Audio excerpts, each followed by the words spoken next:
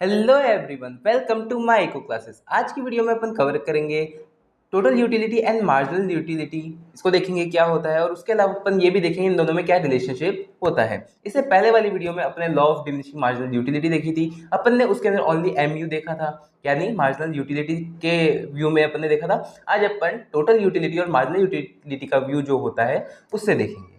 ठीक है, तो मेरा नाम है दिव्यांशु शर्मा, मैं यूजीसी नेट क्वालिफाइड हूँ। आपको इस चैनल पे क्लास 11th इकोनॉमिक्स से लेकर के मास्टर्स इन इकोनॉमिक्स तक की सारी वीडियोस मिल जाती है। तो स्टार्ट करते हैं आज की वीडियो को।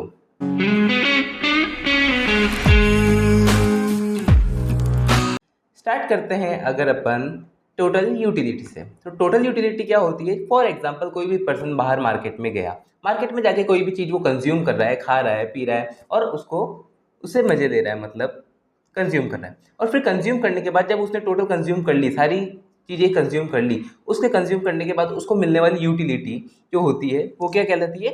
टोटल यूटिलिटी कहलाती है। क्या कहलाती है? Total utility. यानी कि कोई भी कंज्यूमर कोई भी चीज़ अगर कंज्यूम करता है तो वो सारी क्वांटिटी कंज्यूम करने के बाद जितनी उसको कंज्यूम करनी थी वो सब कंज्यूम करने के बाद मिलने वाली जो यूटिलिटी है वो क्या है? टोटल यूटिलिटी है। टोटल यूटिलिटी का फॉर्मूला अपन कह सकते हैं total utility equals to sigma M U, यानी सारी मार्जिनल यूटिलिटी को अगर अपन ऐड कर देंगे तो मिल जाएगा। और उसके अलावा अपन कह सकते हैं total utility is equals to M U one plus M U two plus M U N, यानी जितनी भी मार्जिनल यूटिलिटी है उन सबको प्लस कर देंगे तो अपन को ये मिल जाएगा। और इसी से ही फॉर्मूला ये वाला बना है, यानी सिग्मा एम यू, यानी सारे एम यूज को अपन प्लस कर देंगे। ओके, ये अपन को बात करते हैं। ठीक है, अब ये क्या कहता है, इसकी डेफिनेशन देखो। T U represent the overall satisfaction a consumer derive from consuming a specific quantity of goods और सर्विसेज, यानी एक specific quantity of goods and services को कंज्यूम करने के बाद उसको मिलने वाली जो सेटिस्फैक्शन है उस सब का सम क्या है? अपना टोटल यूटिलिटी है। फिर अपन नेक्स्ट अगर बात करते हैं मार्जिनल यूटिलिटी क्या होती है, तो मार्जिनल यूटिलिटी यानी एक एक्स्ट्रा यूनिट कंज्यूम करने के बाद। फॉर एग्जांपल मैंने एक कोई चीज़ कंज्यूम करी, अगर अपन गोलगप्पे का एग्जांपल लें तो मैंने एक गोलगप्पा खाया है, उस एक गोलगप्पे खाने से मेरे को मिली 10 यूटिल्स की यूटिलिटी मिली। फिर सेकंड जो खाया मेरे को उससे कितनी मिली? 8 की मिली। तो मतलब ये जो सेकंड खाने से जो मिलने वाली यूटिलिटी है ना, ये क्या है? Marginal utility. यानी एक नेक्स्ट चीज़ को कंज्यूम करने के बाद, यूज़ करने के बाद मिलने वाली सेटिस्फेक्शन क्या है? मार्जिनल यूटिलिटी है। तो marginal utility measure the additional satisfaction, additional extra, ठीक है, gain by consuming one more unit of that goods. मतलब पहली मैंने ये करी, अब एक एक्स्ट्रा और करी, यानी सेकंड टाइम इसको करी, तो इससे मिलने वाली, सेकंड वाले से मिलने वाली यूटिलिटी। और अगर ऐसे ही मैं थर्ड करता हूँ तो थर्ड से मिलने वाली यूटिलिटी, तो वो क्या है? मार्जिनल यूटिलिटी है। मार्जिनल यूटिलिटी का फॉर्मूला क्या होता है? Marginal utility is equals to T U N minus T U N minus one, यानी टी यू एन जो अभी वाला टी यू है वो, और टी यू को अगर अपन माइनस कर देंगे तो अपन को क्या मिल जाएगा? मार्जिनल यूटिलिटी मिल जाएगी। क्लियर है? अब इसका एक ग्राफ बना देते हैं अपन। देखो, एक टेबल बनाते हैं और फिर एक बना लेंगे अपन ग्राफ।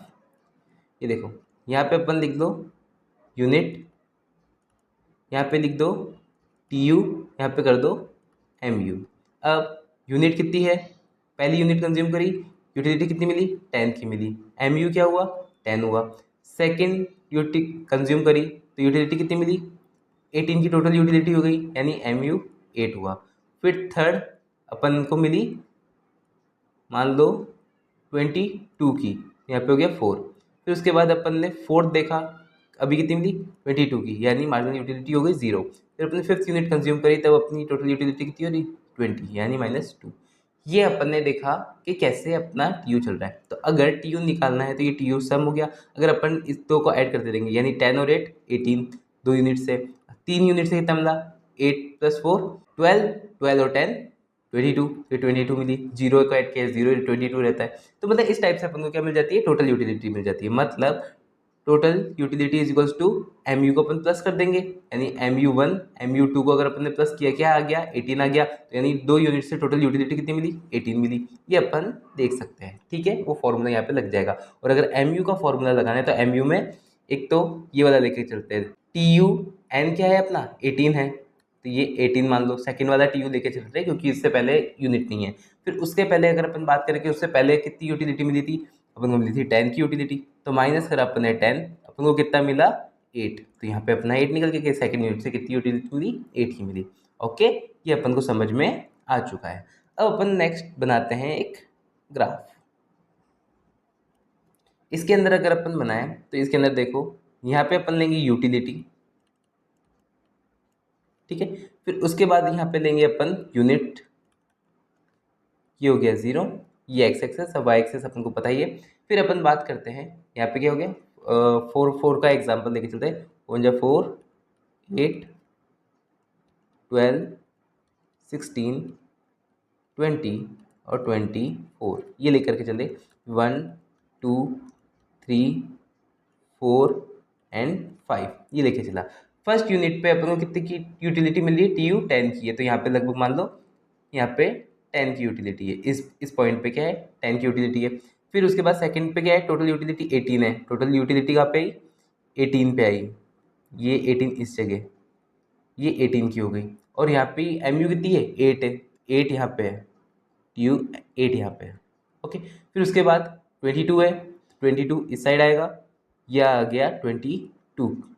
फिर यहाँ पे कितनी है 4 की है, तो इस पे और 4 ले आओ इधर पे, यहाँ पे 4।